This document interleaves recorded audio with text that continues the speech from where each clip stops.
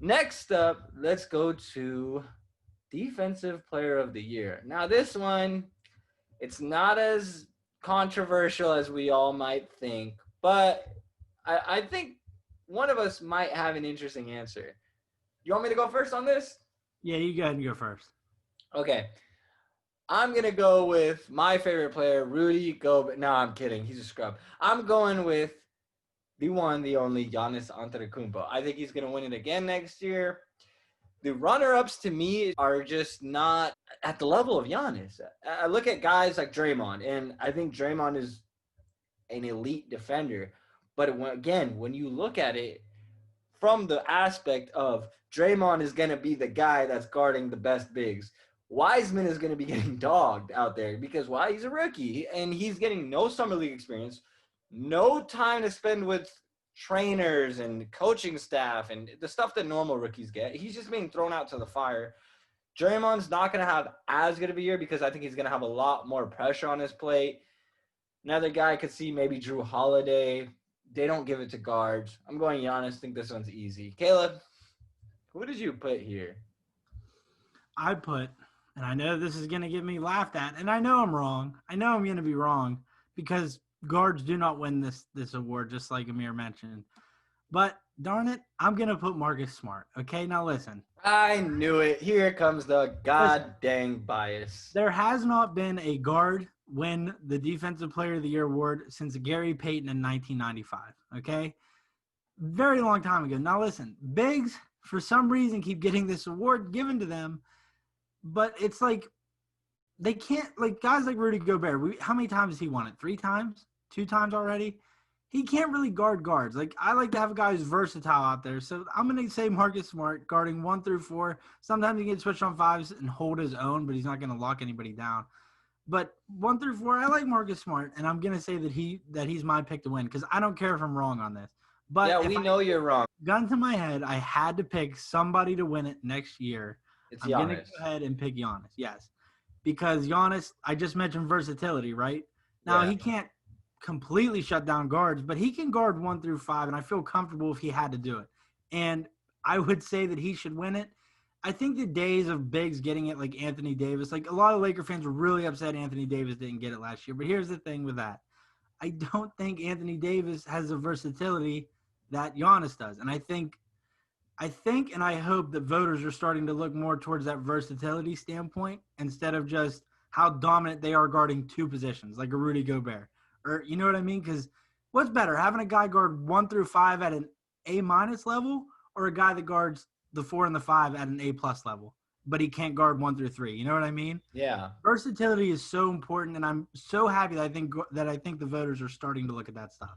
Well, if that's the case, then Willie Cauley Stein should be getting one because we drafted him because they said he could guard 1 through 5. They lied, big time. They lied. Well, the voters also lied because they had some interesting votes. Obviously, we knew Giannis won it. Anthony Davis finished in a close second. Third was your guy, Rudy Gobert, the guy that just got $205 million for not being able to guard any position besides the center. Ben Simmons got 32 votes. He finished in fourth. That's an interesting one this year. I think Ben is going to have a good year on the defensive end, but I don't know if he'll get the respect. See, that's the thing. I feel like for some reason with Ben Simmons, there's such a big thing about, well, he can't shoot threes. They talk more about what he can't do, and they don't really talk about how good he is on the defensive side, how good he is as a playmaker. Like, people for some reason don't look at what he's great at. And there's so much he's great at, but he just doesn't get respected enough. So that's why I didn't mention him really, because I just don't think he'll get respected enough. Well, another guy that we didn't mention that might not get respected enough, but I think is a sleeper is Bam Adebayo. I think Yeah. Bam might have a really, really good year on the defensive end. Miami might be a much better defensive team. Like we talked about it, getting Avery Bradley, another good defender. You're replacing one of the white guys on defense. That helps. Bam, again, a guy you want. We saw what he did in the bubble. One of the best defensive bigs right now, and he's still super young. He finished fifth last year. I could see him finishing much higher than fifth, probably around second or third this year. Mhm. He's versatile, just like I mentioned. I mean, like he's not going to lock down guards, but he can guard in space and hold his own. You know what I mean? But like Rudy Gobert can't. He gets blown by constant. Remember the one play with Stephen Curry where he just dribbled and made Rudy Gobert look like an idiot? Oh, He just yeah, kept and then dancing around in circles. they did the Just video of Rudy going in circles, and they made a bunch of yeah, videos of him going in circles all around the world. yeah. I just don't like Rudy Gobert when it comes to defensive player of the year. He's a good defensive center, but he doesn't have versatility. And that is my main thing whenever I look at defensive player of the year. Versatility. You know what I mean? Like you need Well, that. you might be looking at that, but clearly our voters are not. The last ones were Andre Drummond and Kawhi Leonard. They tied for 7th. Andre Drummond is not getting. They had a total of 5 votes. Then that was just in front of Patrick Beverly, tied with guess who? Your guy, Marcus Smart. So if you think Marcus Smart is winning in defensive player of the Like year, I said, I know good I'm luck. wrong. I'm gonna be wrong, but I'm happy with it. Now, listen, I want to bring up Andre Drummond because I want to talk about how stats screw everything over. Okay, at one point last year, I think it was maybe late December. No, it would have been mid January.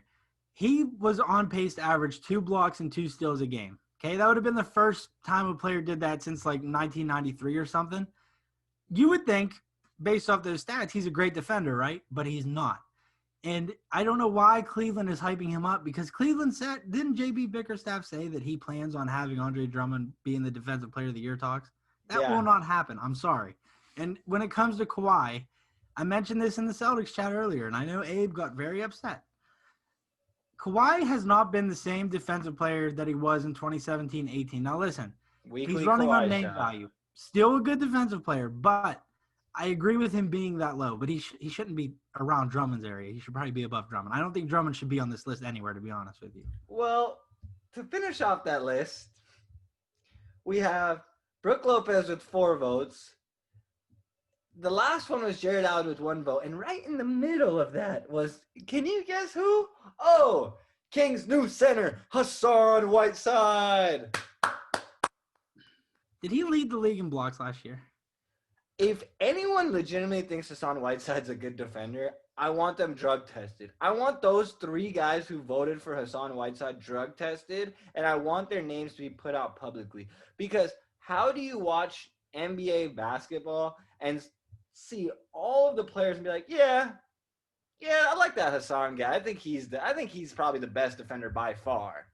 He did lead the league in blocks last year, but that goes back to what I was mentioning with Drummond, how stats are so deceiving on that end. Like defensive stats, like the base defensive stats, like steals and blocks, it is so deceiving to like casual fans and stuff because the advanced numbers say that Hassan Whiteside is bottom 15 defensively amongst bigs. Like they get like actual minutes. Not you don't struggling. get all that nerd stuff out of there. Go be a normal human being. Turn on the game. Watch Hassan Whiteside. If you legitimately think he's a good defender, don't turn off the game. I'm telling you, don't watch basketball again. The people that think he's a good one, a good center, good defensive center, they only look at box scores. There's no way they actually watch him play and come away with the conclusion that he's pretty good. He's pretty good defensively. Well, we won't be making that vote. So hopefully Hassan doesn't get a vote this year. I mean, hey, if he gets a vote, that's good because he's on the Kings now. So, hey, and you know who I'm going for this year. Let's go, Hassan. Dude, he's going to get a vote. Like, what? Drummond got 2 last year or something. Like, he's going to get 1 vote at least. We'll go back to this a little bit later, but that's why I think media votes should be publicized because you should get absolutely embarrassed. And if you consistently start making bad votes, you should lose your privilege. We'll get to that later.